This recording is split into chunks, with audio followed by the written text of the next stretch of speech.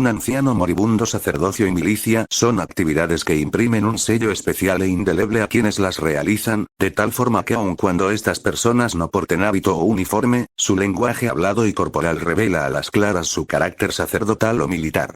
Un solo vistazo al sujeto que entraba a mi oficina me bastó para suponer que debía tratarse de un sacerdote. Era un hombre de unos 60 años, alto y delgado, calvo, de rostro anguloso y de inteligente y serena mirada. Sus primeras palabras confirmaron mi hipótesis. Soy un sacerdote jesuita. No creo necesario decir mi nombre. Vengo a cumplir el encargo de un ser próximo a morir, a quien acabo de administrarle los sacramentos del caso. Se trata de alguien que fue un importante personaje en el mundo de la política durante muchos años, y que antes de morir está dispuesto a darle a conocer a usted, en su calidad de escritor y de historiador, todos los secretos que guarda, siempre y cuando no se revele nunca su identidad. Si usted acepta esta condición, hoy mismo podría realizarse una primera entrevista. La inesperada propuesta me causó un momentáneo desconcierto, pero enseguida reaccioné al concluir que no tenía nada que perder y tal vez algo que ganar si la aceptaba, y así se lo hice saber. El sacerdote utilizó su teléfono celular para transmitir mi resolución a un desconocido interlocutor. Acto seguido me informó que un auto pasaría a recogerme en una media hora, dicho lo cual se despidió y salió de mi oficina, en la que había estado a lo sumo unos 10 minutos. El auto llegó en el tiempo anunciado. Era un Mercedes-Benz manejado por un hermético chofer que tan solo respondía con monosílabos a cualquier cosa que se le dijese. El vehículo partió de la calle de Alumnos y llegando al Paseo de la Reforma se enfiló en dirección a la zona de las Lomas de Chapultepec. Era una soleada mañana de abril del año que daba inicio al nuevo milenio, el 2001. Llegamos a las puertas de una elegante pero no ostentosa mansión y penetramos en ella. Tras descender del auto, el chofer me guió a través de un largo pasadizo hasta una gran biblioteca, en donde me dejó a solas pidiéndome que aguardase hasta ser llamado. Me dediqué a curiosear entre los enormes y bien tallados libreros. Se trataba de una excelente biblioteca, integrada principalmente con libros referentes a México. Pude observar auténticas joyas bibliográficas. Primeras ediciones de las obras de Kingsborough, Humboldt, Remy Simeón, Durán y Catherwood. Concluí que se me había llevado primero a esa biblioteca para hacerme saber que quien deseaba verme era alguien profundamente interesado en la historia de nuestro país. Transcurridos unos 20 minutos retornó el chofer y me indicó que lo siguiese. Llegamos a una amplia recámara. En un ancho sillón estaba recostado un anciano ataviado con una pijama verde y una bata del mismo color. Lo reconocí de inmediato. Se trataba de un político que había ocupado destacados puestos en diferentes gobiernos: diputado, senador, gobernador y secretario de Estado en más de una ocasión. Su aspecto era a todas luces el de un enfermo terminal. En el rostro de tez amarillenta la piel semejaba una tela a punto de desprenderse de una ya perceptible calavera. Su cuerpo era tan delgado que casi no abultaba bajo las ropas. No obstante, su mirada contrastaba inexplicablemente con el resto de su figura, pues reflejaba no solo lucidez sino una vigorosa energía. Le agradezco mucho que haya venido y que haya aceptado las condiciones para realizar las entrevistas, afirmó el anciano con voz cascada pero que reflejaba firmeza. Observé que en el buró situado entre el sillón y la cama estaban, junto a varios frascos de medicina, 3 libros. La mujer dormida debe dar a luz, de Ayocuan y Regina Idlacael, el de mi autoría. El anciano extendió una mano para saludarme y me indicó con la otra que tomase asiento en una silla colocada frente al sillón. Su mano era huesuda y fría. Muy buenos días, saludé. La verdad es que su enviado no fue muy explícito en lo que me dijo, así que no tengo claro qué propuesta desea hacerme. El anciano señaló hacia el buró donde estaban los libros al tiempo que decía: he leído la obra de su maestro y los libros de usted. A mí también me interesa mucho la historia, pero no la historia como mera narración de acontecimientos, sino como la explicación de las causas que originaron esos acontecimientos, que según me parece es el punto de vista tanto de su maestro Ayocuan como de usted. Sin decir nada asentí con la cabeza y el anciano prosiguió hablando. Iré al grano. El pasado 1 de diciembre, con la llegada de ese señor Fox a la presidencia, finalizó un ciclo en la historia de México y dio comienzo otro que quién sabe a dónde nos llevará. No importa si en un futuro próximo o lejano un candidato de mi partido logra llegar a Los Pinos, ya las cosas nunca volverán a ser como antes. El sistema político que representaba el PRI y que gobernó al país durante 7 décadas ha quedado destruido para siempre, es ya cosa del pasado y por lo tanto aguarda el juicio de la historia.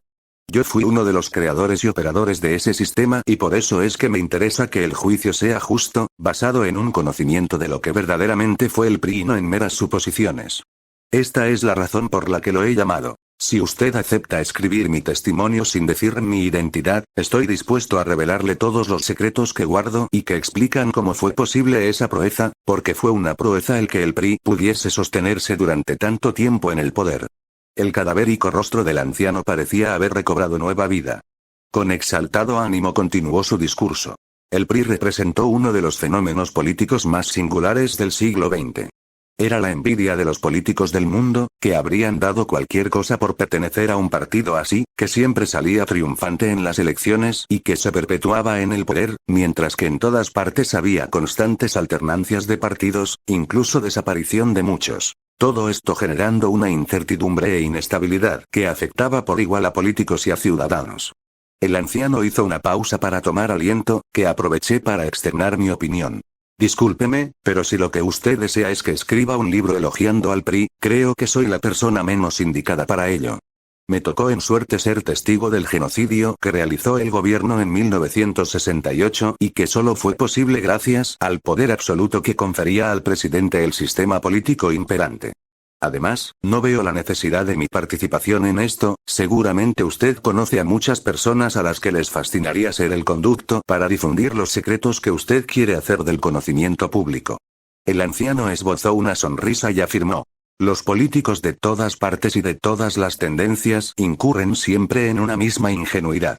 Creen que si logran controlar a la prensa y en general a los medios de información para hacer que elogien sus actos de gobierno, ello les garantizará una favorable mención en el libro de la historia. No entienden que la historia no la escriben los periodistas sino los historiadores, y que estos se toman su tiempo para hacerlo cuando pueden juzgar los hechos del pasado con absoluta objetividad e imparcialidad. Hace unos años, al celebrarse el segundo centenario de la Revolución Francesa, le pidieron a un historiador chino su opinión sobre ese acontecimiento. Respondió que 2 siglos eran muy poco tiempo para poder emitir un juicio al respecto. De ser así, creo que aún falta mucho tiempo para que pueda formularse un fallo histórico sobre el PRI, opiné. Desde luego, y por lo tanto no seremos ni usted ni yo los que habremos de hacerlo. Mi pretensión es mucho más modesta, tan solo quiero dejar el testimonio de alguien que consagró su existencia a la creación y al mantenimiento de un sistema político. Algún día quizá llegue a ser de utilidad, cuando los historiadores analicen y valoren toda clase de testimonios sobre nuestra época con la perspectiva que solo puede dar el tiempo. Pero no veo la necesidad de mi intervención, usted puede muy bien escribir o grabar directamente su testimonio. Sí, nada más que al escribirlo usted, incluiría sus críticas y comentarios a lo que yo dijese y eso le daría una mayor objetividad y validez. No soy tan vanidoso para suponer que mi testimonio vaya a ser la base en que se sustentará el fallo de la historia sobre el PRI, pero sí considero que puede contribuir a que los historiadores que habrán de dictar este fallo tomen en cuenta cierta información que tal vez solo yo poseo. ¿Y no cree usted que el negarse a dar su nombre como el autor de ese testimonio le restará validez tanto ante el juicio de los historiadores del futuro como de los lectores del presente, o sea de aquellos que lleguen a leer el libro que según parece desea que escriba con sus revelaciones? No, no lo creo. Lo mismo a historiadores que a lectores, lo que les interesa es llegar a conocer la verdad, saber si los hechos que se relatan realmente ocurrieron. Existen muchísimos testimonios anónimos que han sido fundamentales para comprender numerosos pasajes de la historia. El anciano debió percibir que en mi interior se estaba librando una lucha por admitir su propuesta.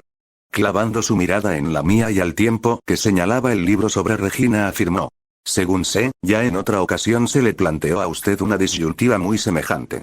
Cuando recababa información para escribir su libro sobre los acontecimientos del 68, entre las muchas personas a las que entrevistó estuvo don Fernando Gutiérrez Barrios, que había sido el director de la Federal de Seguridad al ocurrir esos acontecimientos. Don Fernando accedió a darle la información que deseaba, pero la condicionó a que su nombre no apareciese en ninguna página. Yo le estoy haciendo una proposición muy semejante, con la diferencia de que no solo le pido que mi nombre no se mencione en el libro que usted escriba con mis revelaciones, sino que además se comprometa a no decirle nunca a nadie que fui yo quien se las hizo. Lo que afirmaba el anciano era cierto.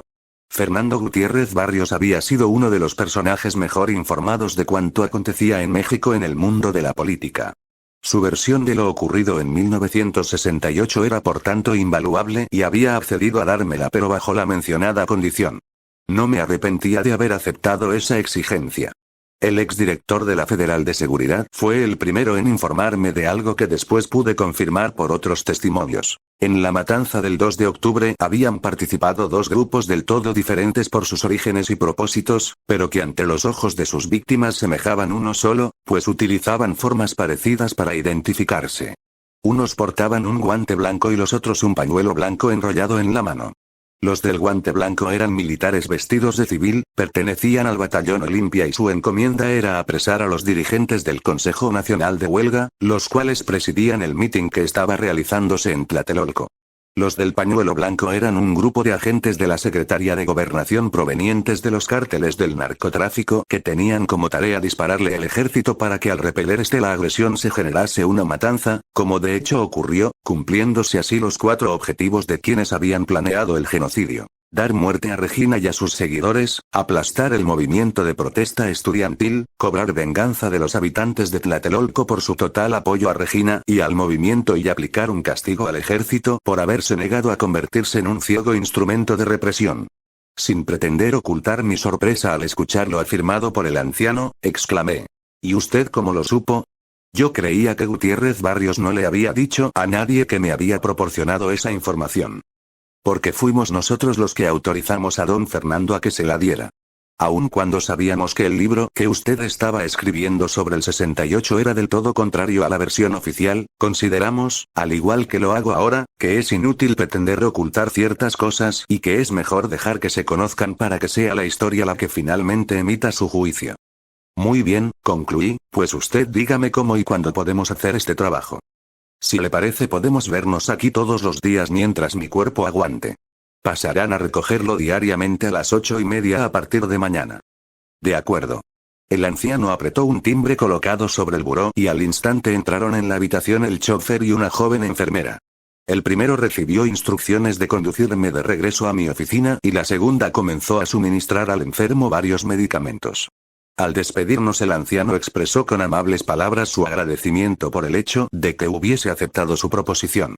Tal vez esta gentil actitud de su jefe para conmigo propició un cambio en el hasta entonces hermético chofer, pues durante el trayecto de regreso rompió su mutismo para hacerme partícipe de algunas confidencias de las que estaba al tanto por habérselas comunicado la enfermera. El anciano padecía de cáncer en el hígado y aun cuando conservada plenamente su lucidez, contaba ya con muy pocos días de vida.